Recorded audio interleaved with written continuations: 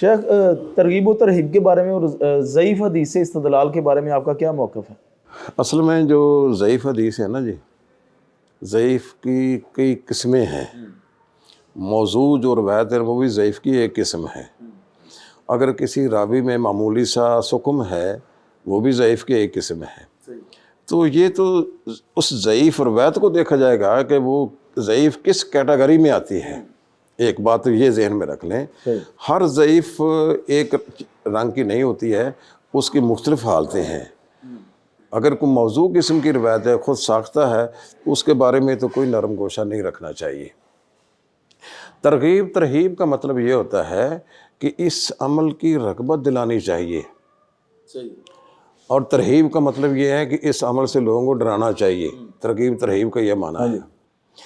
تو اگر وہ عمل ثابت ہے صحیح احادیث سے، تو ضعیف حدیث سے اس عمل کی ترغیب دلائی جا سکتی ہے. صحیح ہے. اگر کوئی چیز کسی صحیح حدیث سے ثابت ہے کہ یہ اللہ کے رسول سے ثابت نہیں ہے، اس کو ضعیف حدیث سے لوگوں کو ڈرایا جا سکتا ہے. یہ فرق رکھے کہ اصل ایک ہوتا ہے فضائل اعمال، ایک ہیں اعمال. اعمال اگر ثابت ہیں صحیح حدیث سے تو اس کی فضیلت اگر آپ کو ضعیف حدیث سے بیان کرنا پڑے تو کر سکتے ہیں، اصل عمل ثابت ہو تو. اگر کوئی چیز منع ہے، اگر وہ صحیح حدیث سے ثابت ہے تو اس کو ضعیف حدیث سے اس ڈرا سکتے ہیں. یہ موقف رکھنا چاہیے آپ کا.